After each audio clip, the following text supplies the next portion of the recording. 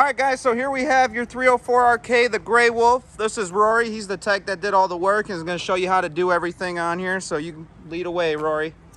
All right, so first of all, for our cup, we're going to need a 2 5/16 ball for this. Also going to need a personal lock to lock this down, protect from theft, and also to help keep it latched up while you're traveling. Safety chains on the side here. Have a little spot for you to hook your safety chains up, and also docking station for your 7-way power cord. Power cord, when you plug into your vehicle, does your running lights, turn signals, stop lights. Also, if you have a brake controller on the vehicle, you can utilize the camper's brakes and not just the vehicle brakes solely. When you're plugged in, you're also providing 12-volt power to the unit, so you will be charging your battery and also keeping your 12-volt refrigerator going. Alright, next up is the tongue jack. Tongue jack, you have the up and down buttons. Also have a docking light, LED light. It'll help out for nighttime docking and undocking. Behind here we have our LP tank. They have been purchased and filled and also have been drop pressure tested. These are refillable, so you can take these to any Ace Hardware's, U-Hauls, anybody that refills propane tanks, and you can have these refilled. Also have our selector switch here. Since this tank is turned red, which it's off, we're going to switch over to this tank, and then we're going to open this valve up and it turns green. So anytime this turns red, it means that your tank is empty. Shut it down, flop over to the other tank, turn that one on. Back behind the LP tanks, we have our Group 27 maintenance-free battery. There is no checking the water levels in it. It is sealed. This unit has a solar charge package with it, so they put in a maintenance-free battery for you. All right, off to the side here, we have our small storage compartment. Also have our stabilizing jacks. These are not meant to level the unit. These are simply meant to stabilize the unit. Put you some pads underneath all 4 corners. That way it'll help keep you secure on the ground or pavement. This is the storage up underneath the master bedroom. Power cord here. This is a 25-foot 50-amp power cord.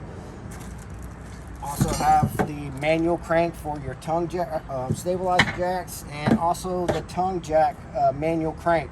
If anything happens to the tongue jack electrically on the switch, you can manually crank it up and down. All right, over here we have our sewer station. We have our light that has a switch on the inside as well, so make sure that this is either on or off, and then make sure the switch is turned on the inside. Why they did too, I don't understand. All right, black tank flush. Whenever we dump our black tank, we need to clean that black tank out. So we're gonna dump it, then we're gonna close the gate valve. We're gonna hook up a water hose, turn the water hose on, and we're gonna watch our monitor inside to see how far, when the tank gets to full. When the black tank runs to full, we're gonna come out here, pull our gate valve open, let all of that drain out. We wanna fill and flush that black tank probably 2 to 3 times in order to keep it nice and clean. If you're at a place where you have access to a dump station, say it's right next to your camper, hook up your hose from point A to point B, pull both your gate valves open, and it'll be just like plumbing at home. Yep, it'll be hooked up at their house to their... All right, so just leave this open. That way you won't have to flush your tank until you're actually done with the unit, if this is a temporary thing. So. All right, whenever we don't have a hose hooked up, we need to make sure those gate valves are closed in. All right, below the black tank flush, we have our cable connection. So use your cable at home, run your piece of cable from point A to point B. That'll allow you to have cable inside the unit. All right, at the back here, we have our water station. This is our fresh water connection. You're probably going to be hooked up on a water hose, but I'll go ahead and explain the fresh water. Fresh water requires a 12-volt pump to get the water from the tank into the camper itself. So you take a water hose, set it in there, watch your level indicator on the inside to know when it gets to a certain level that you're looking for. If you're looking for full, you'll just wait for it to read full. City water connection. This is basically where you take a water hose from a spigot, hook it up to here, turn the spigot on, you'll have water in the coach. Also, one important thing is this black screen gasket. If you do not have one in here, I don't care how tight you tighten this on the outside, you will be pushing water inside the camper. So always make sure you got a good black screen gasket in there. This is the one you guys are going to be using here at the house. Yep. All right, this is where you're going to plug your power cord into. This is the shop power cord, the detailed power cord. So this is where you're going to plug into. They do have threads on there. More than likely, you will start to strip them off the more that you twist it on and off. So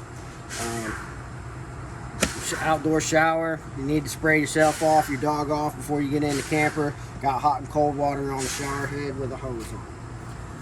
All right, off to the back side here. Up top we have our backup camera. There is no monitor for this camera system. You have to use the scan code under the QR scan code on the bottom of it. There's also one located inside at the control panel, but you'll scan that, you'll download the app, and then put in a username and password, and then you'll be using your phone to monitor while you travel. Spare tires located on the back rack here. If you need to load anything on this cargo rack, the cargo rack has a 200-pound maximum capacity. That will include the tire, so you have to watch your weight whenever you put anything on here. Whenever we go to drop the cargo rack down, we're going to remove the curved pin. The straight pin stays in, it's pretty much the pivot point. So whenever we need to lay it down, we'll pull this pin out on both sides, lay it down, and then I'll repin through the front.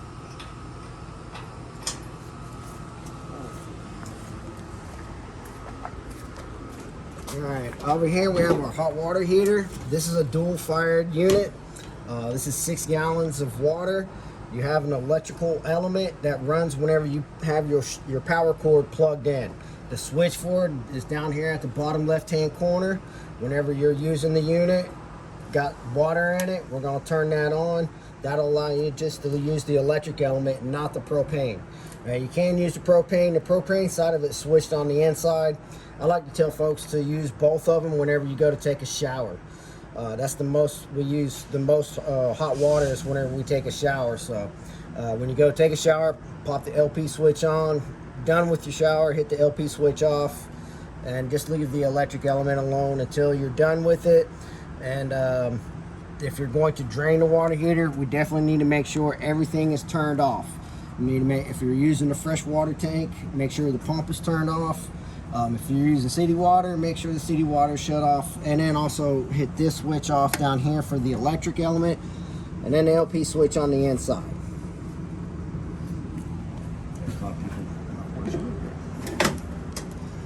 All right. Over here we have the outdoor kitchen area. This has a 110 volt cube refrigerator. Has to have 110 volt. Also have a 110 volt ice maker. I recommend going through here, cleaning it out. You'll remove these 2 mounting screws right here in order to pull the unit out, and then I'd go through the cleaning process of it before you actually start using it to produce ice for yourself. We also have a gas stovetop outside here. We have a hose that we're just going to simply run down through the bottom here, and then we have our LP connection right here. So we'll remove this plug. Right now we can make a connection, so we'll take it, press, and then it needs some use.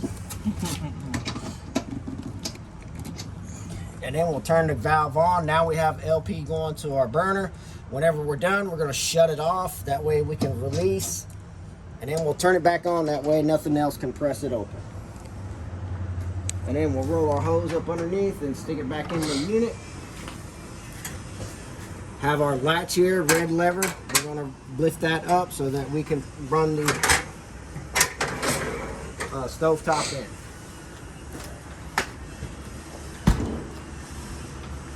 Alright, our awning is stretched out here. One of my biggest things with it is please roll it up whenever you're going to leave the camper.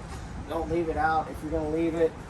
We're getting into the season where there's going to be storms and all that, so please make sure that that's rolled in before you leave the camper.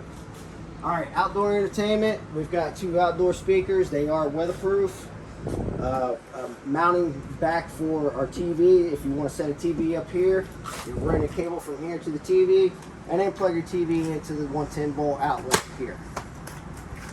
All right, wheels and tires. Maximum air pressure is indicated on the cap itself. Our cap is green, which means that we are at approved tire pressure. This will turn from a yellow to a red the lower the tire pressure gets. These tires are set at 75 psi. I give 5 pounds for heat expansion as you're traveling down the road. Lug nuts. Manufacturer wants you to retorque those whenever at certain mileages. I'm going to tell you to retorque them anytime you're going to take the camper out. 100 foot-pounds per lug nut. If you happen to have a blowout and have to put a new tire on there, please read the directions on here and do your lug nut tightenings at the mileage or mileages that they prefer. They have perfected it though too. So. Yep. All right, entry steps. This here, we're not going to be able to put our entry steps up because we cannot open our door fully because of the awning arm being out. So if we needed to put our steps in, we will have to run our awning in, and then that will allow us to open the door fully, and then we can pull our steps in or out depending on what we're wanting to do. Let me go ahead and turn it. I'm going to run the awning in and show you there's 2 silver wings on the bottom for leg adjustments.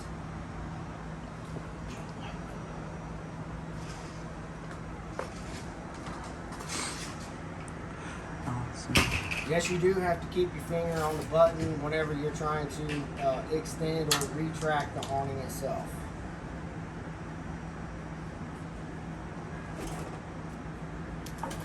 Alright, now we can open up our door fully, lift up our steps. And see, I just simply pull the leg out. If I need the leg to go back in, I'm going to press the silver wing and let it slide all the way in. Whenever you're setting these steps up, we need for the black part to sit directly on the threshold. We cannot have the steps up like this. If we do that and then we try to close our door, we're pretty much going to be scraping up here, bending the bottom of the door frame up, and probably pushing up on your sandpaper there. So whenever you're setting up, please make sure this hits the threshold. And then if your steps are hanging and got a space, just simply push your feet down until you hear the latch. Alrighty.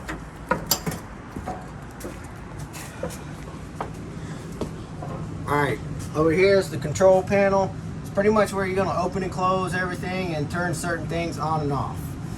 First of all, voltage indicator. This is for our battery. This is letting us know that our battery is being charged. It's receiving 13.6 or 13.8 volts, 13.6. If it's plugged in, your battery disconnect is turned on and you're only doing 12, something's not right. All right, control panel. First we have our awning, which is going to turn the awning light on outside. Exterior is going to be that light by the dump station. Remember I was telling you have 2 of them, 2 switches on it, the outside switch and then the switch on from in here. Living room lights, it doesn't turn off every light in the unit, but the main ones down the camper itself is what they turn on. That one turns on and off. Water heater, this is for the propane. When you're going to go take a shower or you're boondocking, we're going to turn that guy on and make sure our propane is on, and that will also heat our water. All right, water pump. Real quick, if you're hooked up to power and you have that switch on and you got water to it, you don't need this guy, right? No, only when you take a shower. Okay. Yeah, if you're plugged in on your shore power, you can use the 110. Just turn the LP on when you take a shower and then shut it off when you come out. Got it. Makes for quick recovery. That new cold water that's coming in, you got 2 heating elements that are heating up that water, that new cold water, much faster. Got it. All right. Up here we can see what our tank levels are and our battery level. So fresh water, red means that we're empty. Our black tank has 2/3 in it. I mean a third, I'm sorry. And gray tank has 1/3 in it. Or no, they're empty, I'm sorry. Battery, their battery indicator is all the way up here. It says that we're charged. Yes, you can connect your phone to this and be able to operate your awning, your slides, whatever else is on this control board. So just look for Cherokee Total Control. This is the QR scan code for your backup camera. I told you it's one by the control panels instead of you having to trying to climb up on the luggage rack to take a picture. Switch here does your LED lights over your awnings. Gives you that blue accent lighting. All right, let's go to the bedroom. We'll work our way to the back.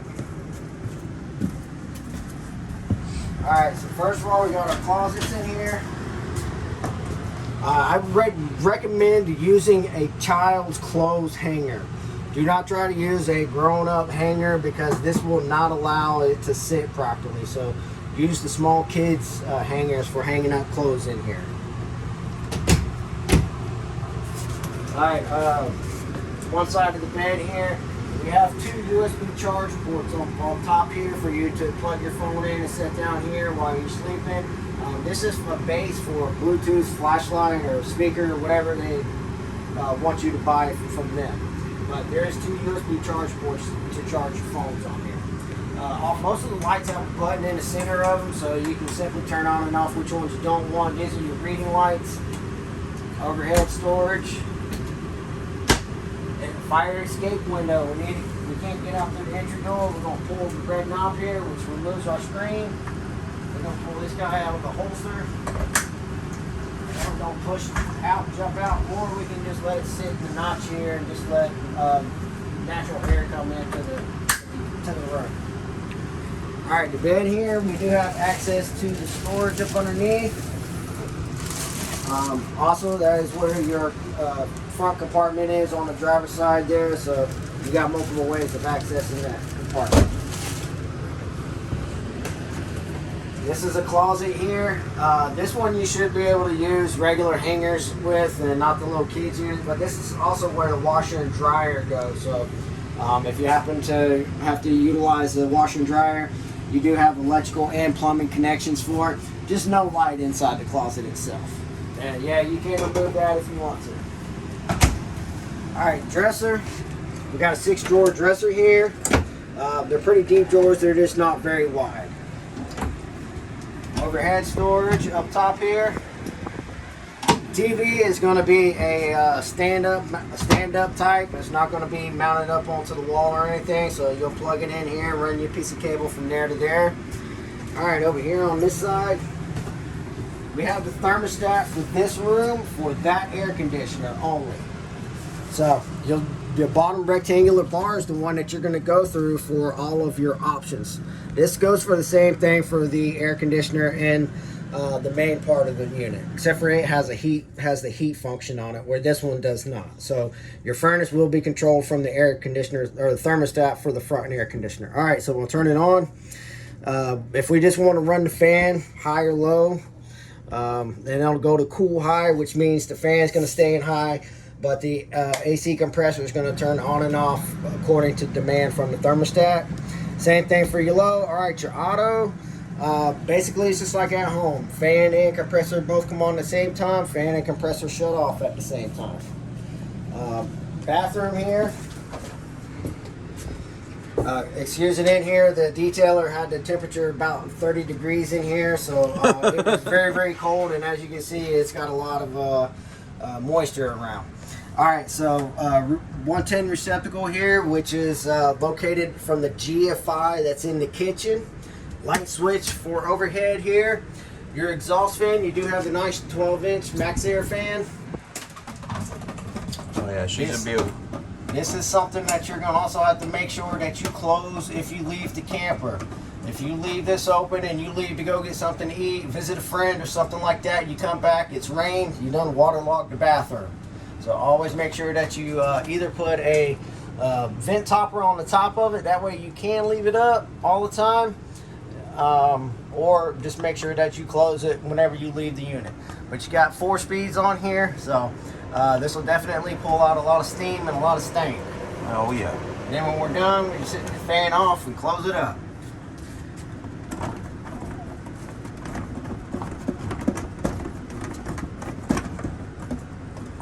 All right, so over here we have a closet for all of your linen. We also have our shower, which this is on our glass doors. These are real glass doors, so whenever you're transporting the unit, we always want to make sure we get this thing locked up. That way these doors aren't flinging and flailing freely. Yes, this is rubber. You will rip it eventually. You do have to stretch it to get it around the knob here, so some people will use a scrunchie as a backup if that happens to fail, or some rubber bands. The shower head in here, yes, you can upgrade the shower head to get something that puts out a little more GPMs or gallons per minute. Especially the ladies, they like to have a lot of water coming out so they can rinse that hair out real good. Alright, toilet here has a footstool, has a foot pedal on it. So we'll simply press, water will come down and flush everything down. You do have a black tank flush out in it, but if you wanted to put some kind of tablets down in there to kind of fragrance the tank, you can do that as well. Bathroom sink, you got the medicine cabinet here. This is a diagonal or corner shelf. It gives you a lot more space than having just a little 4 inches of here. So you got room for a lot more storage up top here. Down here, be advised that your plumbing is exposed. So whenever you go to pack stuff in here, don't be cramming it in there. You will crack the plumbing fittings and possibly slice some lines, and then turn water on. You got water leak already.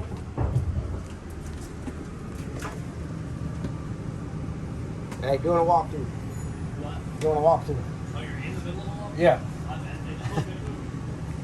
All right. Hey, Derek. All right, living room entertainment. Up top here, we have a GFI receptacle. We also have our cable connection and our antenna booster. Whenever we want to watch our local channels, we need to reach up and turn that button on to where that green light comes on. When that is on, that indicates that the antenna is being amplified so you can watch your local channels. If you're watching cable, we need to reach up there and shut that off, because that does interfere with the cable reception. That's your Judge Judy Maury Price is Right button right there. Yep. All right, Wi-Fi connection, just go to store lc1.com and you can get the equipment and pay for the service for the Wi-Fi in the unit. Is this main GFI here? Yes. This is so if bathroom GFI is not working or something like that, main GFI, this is where we're going to flip all the outlets. So if your kitchen or your outside receptacle or your bathroom receptacle doesn't work, you're going to check this guy here. We got a green light, which means we're good to go. If it's red or amber, then yep, we got an issue. It's tripped. Got it. All right. This is also for your TV here. You can probably fit a 32-inch up here. I probably wouldn't go any bigger than that. You'll have to get a different mount if you do decide to go bigger than that. If you want to put a swivel mount on here, remove the backer and stay right in the center of here and mount your swivel mount on there. All right, radio, they don't do CDs or DVD players anymore. They do make an HDMI connection to go into here, which in turn will come out through your cable connection up there. I'm going to tell you just to take it straight to the back of your TV and just avoid all that. As far as it coming out through the speakers in the unit, I'm not 100% sure on, but you could try it if you want to. As far as the radio, somebody had it on Bluetooth, so let me turn it down. Oh, they were jamming. Anyway. Alright, so we're going to go to mode, HDMI. We got music here. We got a zone 1 and a zone 2. Zone 2 is going to be your outside speakers. Zone 1 is your inside speakers. You can Bluetooth your phone to this. There are no remote controls to it, but you can Bluetooth your phone to it and be able to play your favorite playlist on there. Whenever we want to shut it off, we're going to long press. Long press it, then it just displays the time, and then we're done. Alright, storage. This here is for the black tank flush, so be careful with this. Water will be coming through that whenever you're flushing your black tank, so if you have anything in here that you don't want to get wet, just make sure that you don't do anything to damage the hose or the valve there. Alright, this is a 110 volt fireplace. This is an actual heating fireplace. Here in Florida, a lot of folks who have these use these mostly. It does have a timer. You can change the display color and all that good jazz. Alright, slide box over here. This is a fold out, the simple fold down. Not much to lifting it up and down. Whenever we're putting it back in the sofa position, we need to reach for the back of the couch. We don't want to grab on this cushion and pull it because you will tear and rip the fabric on it. We got our night day shades. Whenever we're traveling, we need to have those up. If we leave these down and we're slishing and sloshing, we're going to eventually have the fabric get caught up in the corner here, and then you're going to pull it down and you're going to tear it. So whenever you're transporting, you have to have it all the way up. All right, USB charge port here. Everybody can charge the phone. Might need a longer cable if you're sitting at the dinette. Wall sconce here has a button in the middle. That will allow you to turn that on and off. Dinette section, we have pull-out drawers. You can't just simply pull straight out. We got to lift up and then pull out and then lift up whenever we go to push it and lock it back in. You can access those storage compartments from the seats. You can also take this table apart. There's no screws or anything to it. Just simply lift it off, pull your legs out, stow them away. You can set your tabletop on the lip here and here. Then take your back cushions and lay them on the top of the tabletop, and you got another sleeping area.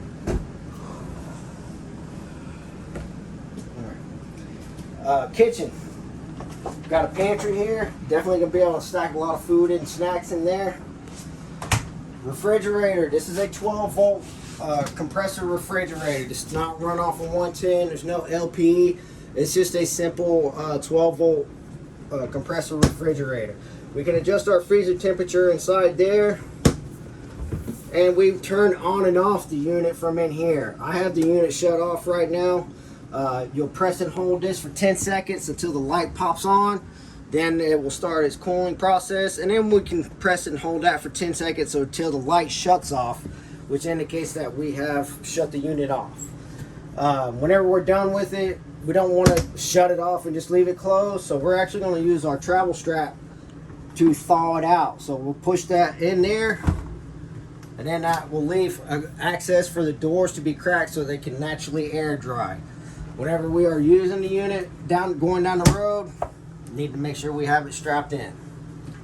All right, down below here, we have a smoke lens on this panel cover here. This is our power station, which houses all of our 110-volt breakers and all of our 12-volt fuses. You've got mostly 15-amp fuses in here, so grab you a pack of those.